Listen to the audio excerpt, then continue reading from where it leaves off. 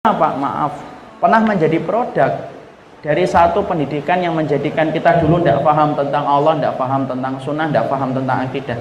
Tolong banget supaya itu tidak kemudian terlahir kembali melalui anak-anak kita. Saya dalam kiprah dakwah sering sekali menemukan bapak-bapak yang hanif, yang solih, ibu-ibu yang hanif dan solihah. Kemudian sering ngomong, Masya Allah Ustadz, kita nggak pernah diajarin kayak gini oleh keluarga kita dulu.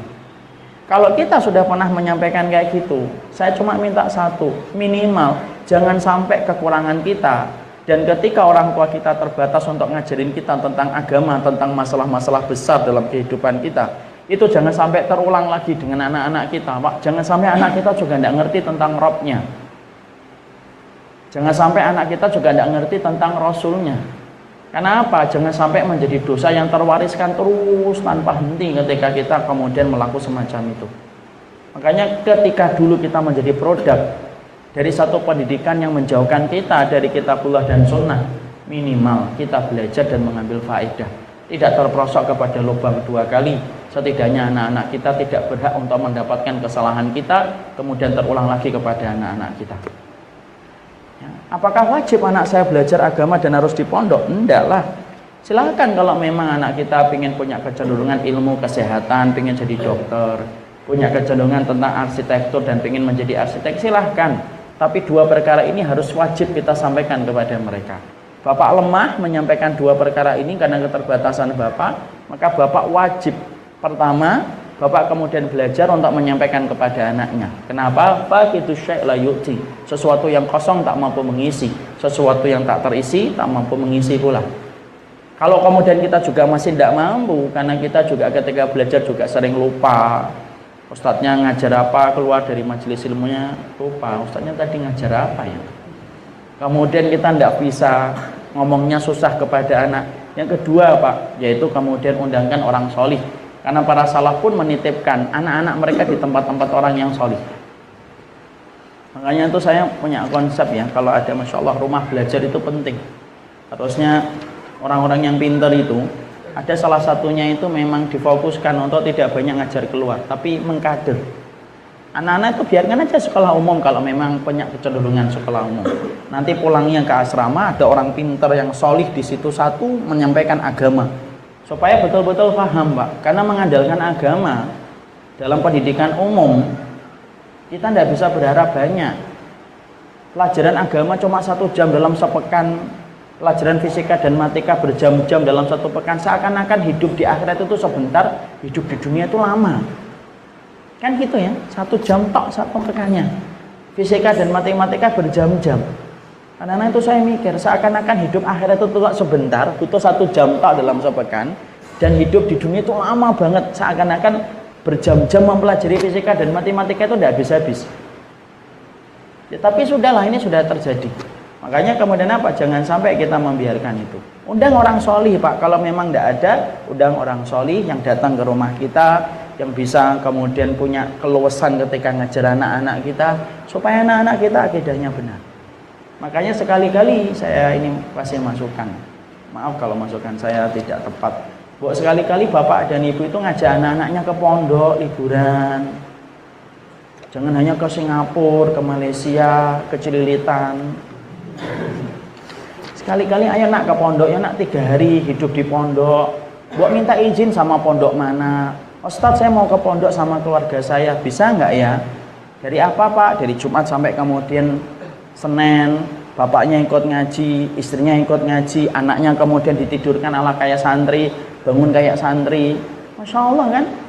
Itu kan menjadi sesuatu yang sifatnya dia tidak dapatkan itu, kemudian dia dapatkan di pondok. Kalau keadaannya sudah kayak gini, jangan kita berpangku tangan dan pasrah, membiarkan keadaan itu berlarut-larut. Makanya saya, walaupun ini ada beberapa jamaah di Bekasi itu, mereka datang ke pondok saya di Darussahadah Boyolali. Datang ke sana, ikut daurah 3 hari, Pak, dari Jumat, Sabtu, Ahad. Nanti Ahad pulang. Mereka hidupnya kayak santri, bangunnya dibangunkan dengan suara bel yang sangat keras. Kemudian antri makan. Kemudian kita belajar agama. Dan anak kita pasti insya Allah itu akan mendapatkan nuansa yang berbeda itu. Karena memang bagaimanapun kekurangan pendidikan pondok, bagaimanapun dia masih punya banyak kelebihan, Pak. Karena orang-orang di pondok itu memang diajarkan betul bahwasanya yang paling penting itu agama untuk menjadi bekal dalam kehidupan. Itu pun saja, Pak, belum tentu anak pondok itu semuanya solih. Pikiran saya kan sederhana ya. Kalau anak pondok tiap hari mempelajari qala Allah qala Rasul aja belum tentu solih. Nah, apalagi yang tidak pernah mempelajari qala Allah wa qala Rasul. Tiap hari, Pak, dia belajar qala Allah wa qala Rasul aja. Keluar aja belum tentu dia qala Allah wa qala Rasul. Itu tiap hari dia belajar. Apalagi yang tidak pernah belajar qala Allah qala Rasul.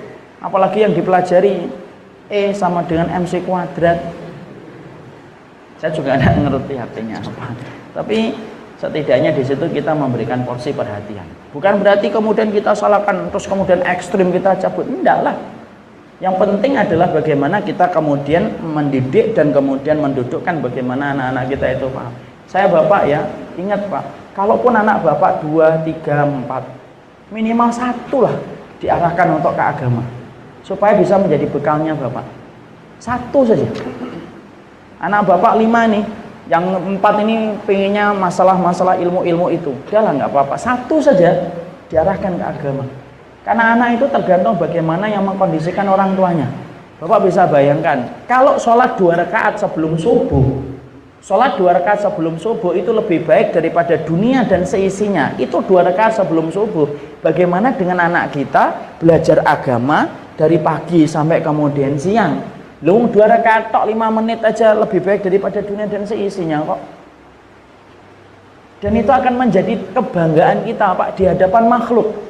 Sekali-kali itu kita membanggakan diri di hadapan makhluk dan bukan hanya membanggakan diri di hadapan Khalik terus.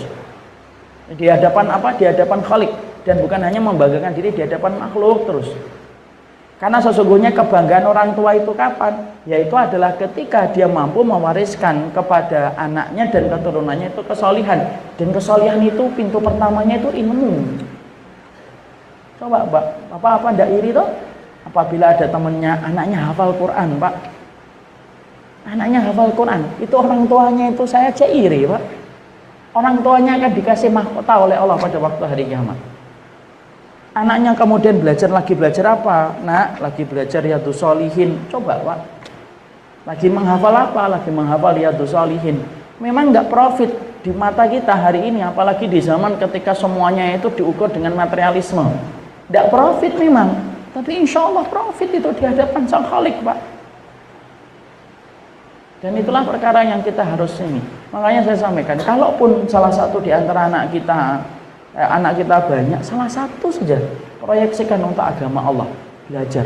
Supaya kita tidak menjadi mandul di hadapan Allah. Siapa itu orang yang mandul? Rasulullah kan bersabda ketika beliau menyampaikan dalam salah bentuk dialog. Atadruna manir rukub. Kalian tahu nggak siapa orang yang mandul itu? Kemudian para sahabat mengatakan ar-ruku min ummati man lam yuqaddim min awladihi syai'an fi sabilillah. Orang yang mandul itu, kata para sahabat itu, orang yang mandul itu orang yang tidak punya keturunan ya Rasulullah. Kemudian Nabi menjawab enggak. Orang yang mandul adalah orang yang banyak keturunannya, banyak anaknya. Tapi ketika banyak anaknya itu tidak ada satupun keturunan yang dia miliki, anaknya itu bisa memberikan manfaat untuk agama Allah. Jadi agama Allah itu tidak mendapatkan manfaat walaupun anak dia banyak. Karena ternyata anak-anaknya itu hanya untuk ngurusin dunianya tapi tidak bisa memberikan manfaat untuk agama Allah. Saya kan khawatir, dan Bapak saya ajak untuk khawatir sama dengan khawatirnya saya. Jangan-jangan kita mandul loh di hadapan Allah sebagaimana kita berpijak pada hadis ini. Anak kita banyak, Pak, 7, 8, 10, 1 istri, belum 2 istri. Tapi ternyata kemudian anak kita tidak ada yang bermanfaat untuk agama Allah. Dan itulah yang kemudian menjadi musibah bagi kita. Jangan sampai walaupun kita punya anak, tapi ternyata kita dianggap mandul oleh Allah.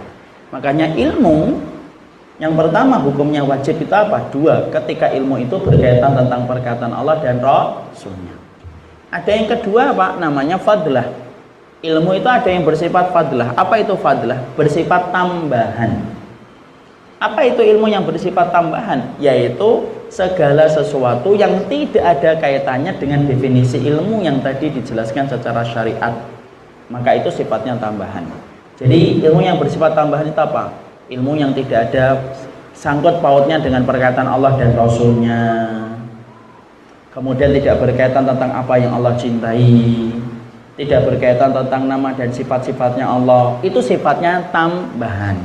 Boleh dipelajari? Boleh. Boleh ditinggalkan? Tidak dosa. Tapi mempelajarinya dapat pahala, Ustaz? Dapat, tapi pahalanya secara umum, bukan secara detail. Itu pun karena niatnya. Orang yang belajar fisika, bisa nggak dia dapat pahala, Ustaz? Bisa, kalau niatnya benar. Saya belajar fisika supaya nanti ketika Islam membutuhkan ahli fisika, saya ada untuk membantu apa yang dibutuhkan kaum muslimin terhadap fisika saya. Nah, itu baru dapat pahala, tapi pahalanya secara umum. Adapun pahala dicatat malaikat, setiap langkah kakinya dihitung pahala, dimintain ampunan oleh para penduduk di lautan, itu tidak ada. Dia hanya mendapatkan secara umum saja. Dan itulah yang kemudian kita pahami. Di situ yang disebut fadlah. Fadlah itu apa? Tambahan. Sesuatu yang sifatnya tambahan. Makanya kalau kemudian kita mempelajari ilmu yang bersifat tambahan, penting untuk menjaga kondisi niat, bahwasanya niatnya betul-betul semata-mata karena Allah, supaya ketika nanti Islam butuh, maka dia datang membawa apa yang dia pelajari dan Islam merasakan manfaatnya dari apa yang dia pelajari itu. Itulah yang disebut dengan ilmu. Jadi judulnya kita paham ya. Jadi kalau ada orang nyebut ilmu, langsung kita, oh definisi ilmu, maqala Allah wa qala Rasul wa qala sahabat. Apa yang dikatakan Allah, apa yang dikatakan Rasul, dan apa yang dikatakan sahabat, itulah ilmu. Oh, ilmu itu hukumnya ada dua, ada yang wajib, ada yang tambahan. Yang wajib itu apa? Yang wajib adalah ilmu yang berkaitan agama, tentang nama-namanya Allah dan sifatnya, dan yang kedua tentang